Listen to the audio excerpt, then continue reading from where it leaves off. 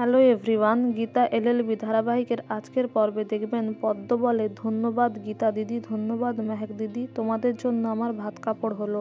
কৃপানের মা এদিকে গিনিকে ফোন করে বলে, মেহেক ফাস্টিং করছিল বলে মাথা ঘুরে পড়ে গেছে, তোমাদেরই কোনো ফ্যামিলি ডক্টরের কাছে ওকে নিয়ে যাওয়া হয়েছে।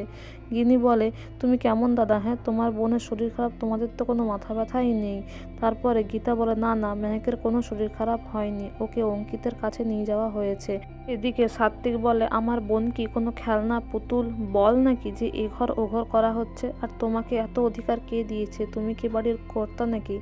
তখন অগ্নিজিৎ মুখার্জি এসে বলে, হ্যাঁ, ওর কথা অনুযায়ী সব কিছু হবে। তাছাড়া আমার সন্তানেরা তো আমার কথা ভাবে না, ওই মেয়েটা ভাবছে, তাই ওই মেয়েটার কথা অনুযায়ী সব হবে। তারপরে গীতা বলে, দিদি তুই তো বলে দিলি যে কোন কসমেটিক ট্রেতে ফোনটা যাচ্ছে বা কি হতে চলেছে। তোর তো অনেক সুযোগ ছিল রে এই বাড়ির যোগ্য বউ হওয়ার, এই মানুষগুলোকে বিশ্বাস অর্জন করার, তুই তো করিসনি। তখন গিনি বলে, আমি চাই না এসব, আমি শুধু এ বাড়ির বউ হতে চেয়েছি, সাত্ত্বিকের বউ হতে চেয়েছি, এই বলে চলে যায়। এদিকে সবাই মিলে যখন অপমান করে, মানে গিনি আর সাত্ত্বিক মিলে গীতাকে আর অগ্নিজিৎ মুখার্জিকে অপমান করলে, গীতা বলে, ক্ষমা করবেন বাবা।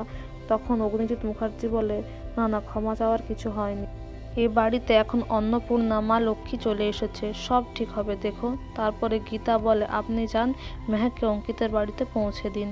এদিকে মেহেক অঙ্কিতের বাড়িতে আসে, তার বরণ হয় এবং বরণ হওয়ার পরে তাকে ঘরেও তোলা হয়। কিন্তু কৃপান ফোন করে মেহেককে বলে, ডাক্তার কি বলছে, তুমি কেমন আছো? তখন মেহেক বলে, আমার এখন ট্রিটমেন্ট চলছে, সামনে লেডি ডক্টর আছে, উনি আমার খুব সেবা যত্ন করছেন, ওনার হাতে থালা মানে ডালা মানে ট্রে আছে যেখানে মেডিসিন আছে। এই কথাগুলো যখন বলে সবাই একটু মজা করে যে মেহেক কি সুন্দরভাবে জিনিসটাকে হ্যান্ডেল করছে। এরপরে ভজন মিত্তির আবার ফোন করে মেহেককে বলে, এখন তোমার কি ট্রিটমেন্ট হচ্ছে, কোন হসপিটালে আছো তুমি বলো। কিন্তু মেহেক ফোনটা রেখে দেয় আর বলে, আমার খুব সন্দেহ হচ্ছে, কিছু না কিছু তো একটা হচ্ছেই। এদিকে অঙ্কিতের বাবা বলে, ওরা খুব সাংঘাতিক লোক, ওরা ছেড়ে দেবে না। মেহেক বলে, ওরা যদি বুনো ওল হয়, আমার বাড়িতে বাঘা তেঁতুল আছে, আমার গীতা বৌদি। এদিকে গীতা বড়বাবুকে এসে করে একটা ফোন জমা দেয়, বলে এই ফোনটা ট্রেস করুন, এটা ধীমান সেনের ফোন, আর আমার মনে হয় আমরা ওদেরকে ধরতে পারবো। এরপর তারা নেক্সট প্ল্যানটাও করে নেয়। এদিকে গীতা ফোন করে মেহেককে বলে, সব ঠিক আছে তো? মেহেক বলে, হ্যাঁ ঠিক আছে, বরণ হয়ে গেছে। তখন বলে, এখন ভাত কাপড় হবে। তারপরে সে বলে, গীতা বৌদি আমি কিন্তু আজকে ফুলসজ্জাটা অঙ্কিতের সঙ্গেই থাকতে চাই।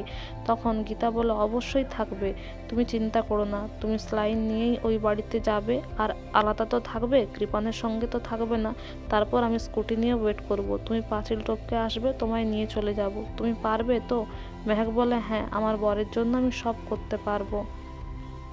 আগামী পর্বে দেখবেন গীতা ছাড়তে আসে মেহেককে কৃপানদের বাড়িতে, আর মেহেক বলে, কৃপু জানো, পাশের ডেড বডিতেও আমি তোমাকেই দেখতে পাচ্ছিলাম। তো বন্ধুরা, এই ছিল আজকের update. Thank you for watching the video.